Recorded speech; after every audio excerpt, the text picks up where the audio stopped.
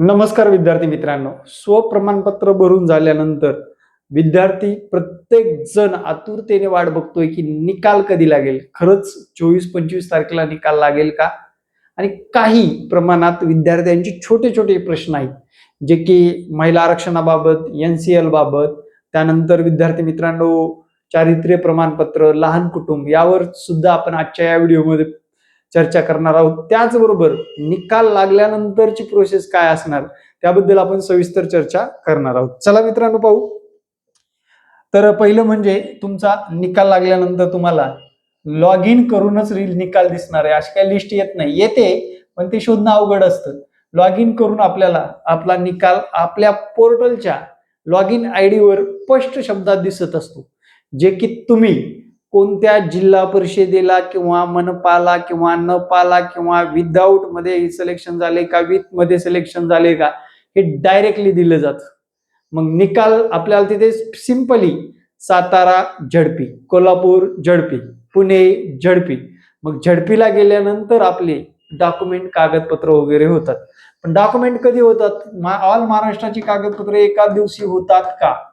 तर त्याचं उत्तर आहे नाही. ज्या ज्या झडपीला जशी सवड असेल त्या पद्धतीने, किती लोक बोलवायचे एका दिवशी त्या पद्धतीने ते बोलवून घेत असतात मुख्य कार्यकारी अधिकारी. त्यांच्या अंडर गेल्यानंतर शिक्षण अधिकारी व गट शिक्षण अधिकारी, विस्तार शिक्षण अधिकारी अशा पद्धतीचे लोक आपले काय करत असतात, अधिकारी लोक हे आपले डॉक्युमेंट व्हेरिफिकेशन करत असतात, पाहत असतात. 1 to 1 एका एका विद्यार्थ्याचे कागदपत्र बघत असतात. त्याचबरोबर तुम्हाला समुपदेशन हा एक कन्सेप्ट असते. स्क्रीनवर जिल्ह्यातील व्हॅकंट शाळा येतात, त्यामध्ये सर्वात प्रथम अपंग विद्यार्थ्यांना प्राधान्य दिलं जातं, त्याचबरोबर महिलांना प्राधान्य दिलं जातं आणि सरते शेवटी शिक्षक म्हणून जे पुरुष मंडळी असतात त्यांना प्राधान्य दिलं जातं. कागदपत्रामध्ये जर त्रुटी असतील तर तुमची निवड प्रक्रिया बाद होते.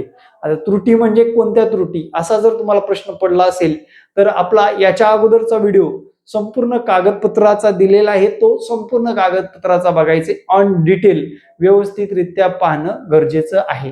त्याचबरोबर आपल्याकडे कागदपत्र व्हेरिफिकेशन झाल्यानंतर आपल्याला आपल्या निवड याद्या दिल्या जातात किंवा आदेश दिले जातात. आदेश घेऊन आपण त्या शाळेवर जाऊन मुख्याध्यापकाला देऊन आपण सिलेक्ट झालेला असतो आणि दुसऱ्या दिवशीपासून, दिलेल्या क्षणापासून व दुसऱ्या दिवशीपासून आपण राहण्याची सोय केल्यानंतर आपण त्या झडपीला जाऊन लगेच नोकरीवर रुजू होऊ शकतो.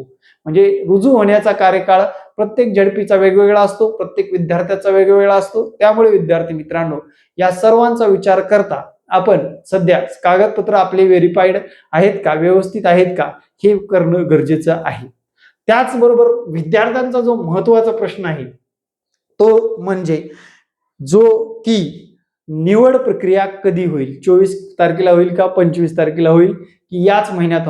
मित्रांनो निश्चितपणे सांगतो, याच महिन्यात येत्या 2 ते 3 दिवसात आपल्याला एक मोठं अपडेट मिळेल. 3 दिवसात म्हणजे सोमवार मंगळवार या 2 दिवसातच आपल्याला मोठं अपडेट मिळणार आहे. आज आहे वार आहे शनिवार, तर मोठा अपडेट मिळायला कुठलीही हरकत नाही. त्याचबरोबर लहान कुटुंब प्रमाणपत्र काय भानगड असते सर? काल भरपूर मेसेज आले. तर ज्या व्यक्तींना 2005 नंतर जर अपत्य नसेल, 2 पेक्षा जास्त अपत्य नसतील, त्यांना लहान कुटुंबाचं प्रमाणपत्र लिहून द्यावं लागतं. डॉक्युमेंटच्या वेळेस तुम्हाला तिथे दिलं जातं आणि एक शेवटी प्रतिज्ञापत्र पण देतात, जे की तुम्ही जर डॉक्युमेंटमध्ये कुठला फ्रॉड असेल, जर तुम्ही फ्रॉडने कुठलं डॉक्युमेंट जोडलेलं असेल तर तुम्ही कोणत्याही क्षणाला न्यायप्रविष्ट दंड अधिकाऱ्याच्या अंडर तुमच्यावर कारवाई केली जाईल असं स्पष्ट सांगण्यात आलेलं असतं. म्हणजे कुठेही तुम्हाला सवलत मिळत नाही डॉक्युमेंटमध्ये, ह्या गोष्टी लक्षात ठेवायच्या आहे. त्याचबरोबर महिला आरक्षण ज्या विद्यार्थिनींनी घेतलेलं आहे त्या महिला आरक्षणाच्या बाबतीत महिला आरक्षणाचं सर्टिफिकेट लागतं का? नाही. ओपनच्या महिलांना नॉन क्रिमिनल लागतं का? नाही. त्याचबरोबर चारित्र्य प्रमाणपत्र कधी मागवलं जातं? जेव्हा आपण डॉक्युमेंट व्हेरीफाईड करतो त्याच्यानंतर आपल्याला झडपी सांगत असते की आमच्या झडपीच्या अंडर येणारे प्रत्येक जण नवनियुक्त शिक्षक स्वतःचं चारित्र्य प्रमाणपत्र काढायला सांगितलं जातं. त्यामुळे अगोदरच काढून ठेवू नका, जेणेकरून तुमचं नुकसान सुद्धा होऊ शकतं. अशा पद्धतीने विद्यार्थी मित्रांनो आपण वाट बघतोय 25 ऑगस्टची आणि 25 ऑगस्टला एक मोठा अपडेट मिळण्याची, इथपर्यंत याच्या आधी सुद्धा काहीतरी मिळण्याची शक्यता आहे. म्हणजे भावाला सांगता येईल किंवा बहिणीला सांगता येईल मी शिक्षक झालो, याची तरतूद होण्याची शक्यता नाकारता येणार नाही. कारण रक्षाबंधन सुद्धा जवळच आलेलं आहे. रक्षाबंधन कोणत्या तारखेला आहे मला नक्की सांगायला विसरू नका.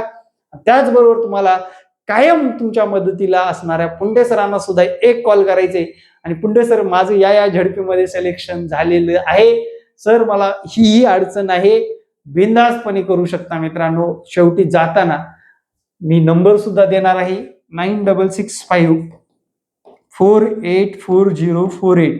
आणि ज्यांची बाबा तयारी नव्हती यावेळेस आणि पुढल्या भरतीची तयारी करायची, टेट 4चे आपण क्लास सुद्धा चालू केलेले आहेत. ज्यांना आतापासून जास्त नाही 2-2, 3-3 तास जर अभ्यास केला, टेट 4 मध्ये तुम्हाला 150+ मार्क मिळवून देण्याची हमी, प्लस तुम्हाला सर्व नोट्स. आणि विद्यार्थी मित्रांनो, ग्रो अकॅडमी पुणे हे ऍप्लिकेशन डाउनलोड केल्यानंतर व रजिस्टर केल्यानंतर विशेष सवलतीसह फीस आकारली गेलेली आहे. नक्कीच आपलं ऍप्लिकेशन सुद्धा डाउनलोड करा आणि आपला कोर्स घ्यायला विसरू नका. थँक्यू. जय हिंद मित्रांनो. भेटू नेक्स्ट व्हिडिओमध्ये. व्हिडिओ कसा वाटला आणि येणारा काळ आपला निकाल घेऊन येणार आहे. सगळं काही रेडी आहे, फक्त 1 क्लिक निकाल राहिलेला आहे. थँक्यू. जय महाराष्ट्र. धन्यवाद.